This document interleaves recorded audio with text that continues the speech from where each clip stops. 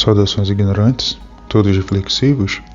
Talvez você já tenha vivido uma experiência sensorial interessante. Você ouve uma música normalmente antiga, talvez dos anos 60, 70, 80, e algo estranho acontece. A música te soa familiar, quase como se você tivesse vivido naquela época, mesmo que você nunca tenha vivido. Então surge um sentimento difícil de explicar, uma espécie de saudade de algo que você não sabe o que é, ou um momento de nostalgia que você nunca teve. Então a pergunta que surge é simples: por que essa música me faz sentir essas coisas? Nesse vídeo vamos tentar entender por que algumas delas, se não todas, despertam emoções que parecem tão presentes e ao mesmo tempo tão distantes. Então vamos usar nossa ignorância e refletir sobre o assunto. A música possui uma característica fascinante. Ela consegue fazer algo que poucas coisas conseguem: despertar emoções, provocar sensações e nos fazer viajar através do tempo. Assim como uma música lançada hoje pode marcar um momento da nossa vida, uma canção de 50 anos atrás ainda pode provocar emoções nos dias de hoje. E isso acontece mesmo em pessoas que sequer existiam quando a melodia foi criada ou quando o hit fez sucesso. E parte dessa explicação está no próprio funcionamento do cérebro. A música ativa regiões profundas ligadas às emoções, à memória e aos mecanismos de recompensa. Talvez por isso existem poucas experiências tão únicas quanto ouvir música. Se pensarmos bem, praticamente todo mundo gosta de música, mas é claro que nem todos gostam dos mesmos ritmos. Alguns preferem músicas clássicas, outros gostam de rock pesado, outros se identificam com sertanejo e outros preferem jazz, gospel ou até funk. Mas basta encontrar um padrão musical que agrade nossos ouvidos e pronto. A música passa a fazer parte da nossa rotina de forma instantânea. Ela está presente nas festas, em viagens, no trabalho e até mesmo de forma contraintuitiva nos momentos de silêncio. Em uma conversa que tive certa vez com um amigo, ele comentou algo muito significativo. Ele, assim como eu, sente arrepios pelo corpo ao ouvir certas músicas. Em determinado momento da conversa, ele resumiu tudo em uma frase epifânica: algumas músicas nos passam energia. A frase pode até parecer estranha, mas quem já sentiu sabe exatamente do que ele estava falando. Algumas pessoas experimentam reações físicas muito intensas ao ouvir determinadas músicas. Relaxamento pelo corpo, um frio na espinha, uma sensação de profunda emoção, às vezes até vontade de chorar. E esse fenômeno tem nome. Ele se chama frisson musical. E não tem esse nome por acaso. A palavra frisson vem do francês e significa exatamente calafrio. Durante esses momentos o cérebro libera dopamina, aquela mesma substância tão falada pelos psicólogos e psiquiatras, ligados ao prazer, à motivação e à sensação de recompensa. Em outras palavras, o cérebro reage à música como algo profundamente significativo. Certos elementos musicais aumentam bastante a chance desse tipo de reação. Quando uma música começa suave e cresce lentamente, quando ocorre uma mudança inesperada na melodia, quando inicia um coral de lindas vozes, quando uma guitarra ou um violino se destacam no arranjo, ou quando a letra e melodia parecem se encaixar perfeitamente. Uma vez que esses elementos se combinam, a emoção pode surgir como uma intensidade inexplicável. Outro fenômeno igualmente interessante é chamado de memória autobiográfica evocada por música, ou seja, algumas músicas funcionam como verdadeiras chaves para a memória. Elas podem trazer de volta momentos felizes, lugares visitados,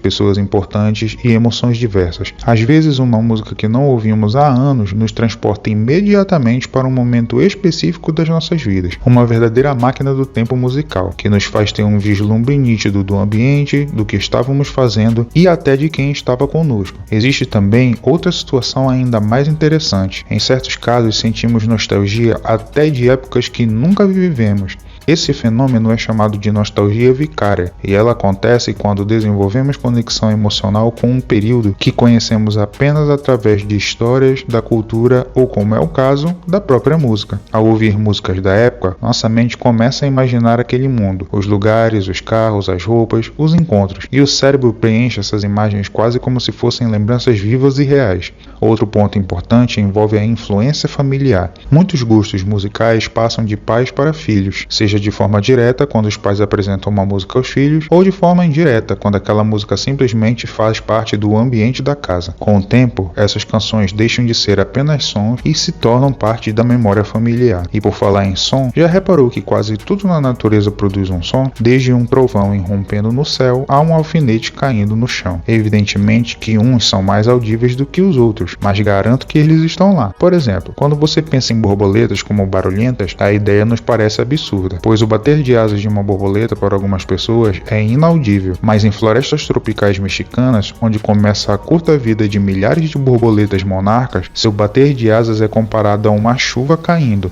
Ouçam que incrível!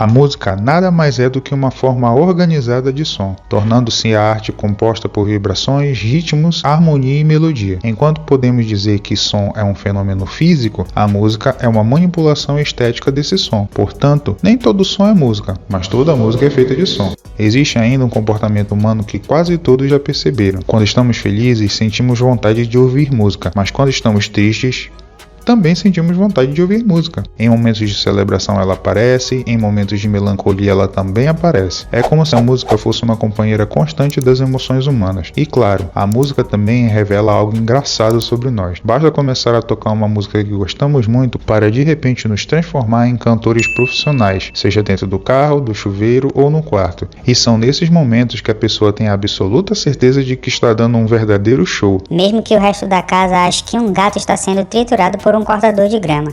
Outro fenômeno bastante conhecido é a chamada imaginação musical involuntária. Você provavelmente não conhece com esse nome, mas se alguém falar de música chiclete, a ficha da sua jukebox vai cair na hora. Aquela melodia que você ouve uma vez e simplesmente não consegue mais esquecer. O refrão, as letras, a melodia, 11 instrumentos ficam repetindo na nossa mente durante horas, às vezes durante um dia inteiro, e provavelmente ainda lembraremos dela em alguns anos. Isso acontece porque o cérebro adora padrões simples e repetitivos. Quando uma melodia é fácil de prever e fácil de memorizar, o cérebro tende a continuar produzindo aquela sequência mentalmente, mesmo quando a música já parou de tocar. Inclusive, muitos compositores musicais se beneficiam desse recurso para que suas músicas façam sucesso, mesmo que as letras sejam tenebrosas. Sem contar aquelas músicas que deliberadamente colocamos para tocar 1000 vezes sem parar. Os discos de vinil e agulhas das vitrolas de antigamente que sofriam. Ou seja, a forma como percebemos a música também está ligada a como o cérebro humano entende esses padrões. Instintivamente, nossa mente tenta prever qual será a próxima nota ou o próximo acorde. Quando uma música encontra um equilíbrio entre previsibilidade e surpresa, ela tende a soar agradável. Mas se tudo for totalmente previsível, a música se torna entediante, completamente caótica.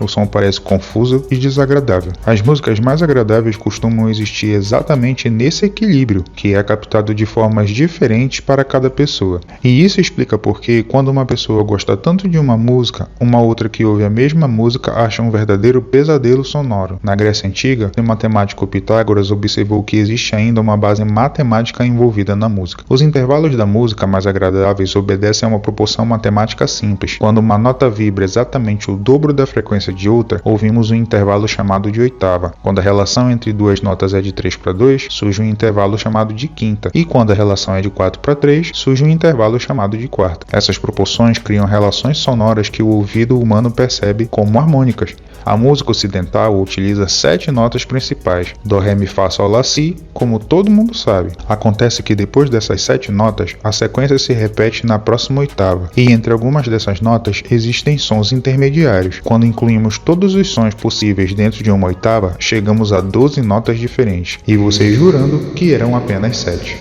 Essas 12 notas formam um sistema completo usado na música ocidental. Mas Pitágoras foi ainda mais além e imaginou algo ainda maior. Se a música segue proporções matemáticas e o universo também parece obedecer às leis matemáticas, talvez o próprio cosmos funcione como uma grande harmonia. E dessa ideia nasceu um conceito filosófico conhecido como música das esferas. Segundo essa visão, o movimento dos astros poderia seguir proporções semelhantes às da música. Essa ideia aparece até mesmo em diferentes literaturas. Um exemplo marcante está no livro O Silmarillion do escritor J.R.R. Tolkien. Na narrativa, a criação acontece através de uma grande música. O criador de todas as coisas, Eru Ilúvatar, apresenta um tema musical, e seus filhos, seres espirituais conhecidos como os Ainur, começam a cantar esse tema, e é dessa harmonia que todo o universo se forma. Essa canção recebe o nome de Ainulindale, que significa a música dos Ainur. Nas escrituras, por sua vez, a música também ocupa um lugar importantíssimo. Muitos salmos foram foram escritos originalmente como canções. Eles expressam emoções humanas profundas como alegria, tristeza, esperança ou gratidão. E ela podia exercer um forte poder de acalanto. O livro de 1 Samuel narra que quando um espírito maligno atormentava Saul, a música da harpa de Davi trazia alívio, acalmava o rei e fazia com que o espírito se retirasse. A música era algo tão importante que uma tribo inteira, os levitas, foi separada por Deus com o propósito de servir como músicos de louvor e adoração. O Salmo 96:1, por exemplo, nos mostra o seguinte: cantai ao Senhor um cântico novo, cantai ao Senhor todos os habitantes da terra.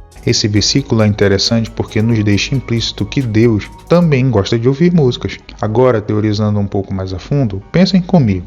Segundo o relato do Gênesis, embora Deus pudesse, imaginando o quão grande ele possa ser, moldar o universo com as próprias mãos, ele simplesmente falou com ele e as coisas passaram a existir. Então, se pensarmos que a voz é composta por padrões sonoros organizados, seria perfeitamente louvável imaginar que Deus cantou enquanto criava todas as coisas. E é talvez por isso que a música esteja presente na própria estrutura da criação. Pitágoras e Tolkien talvez tenham percebido isso de forma cósmica, poética e pra lá de épica. Nietzsche escreveu uma frase que resume bem tudo o que foi falado até aqui: sem a música, a vida seria um erro. Talvez ele tivesse percebido algo que muitos só sentem intuitivamente. A música alcança algo dentro de nós que às vezes as palavras não conseguem explicar. Então, talvez a pergunta mais interessante não seja por que essa música é tão agradável, mas sim por que essa música fala tanto comigo.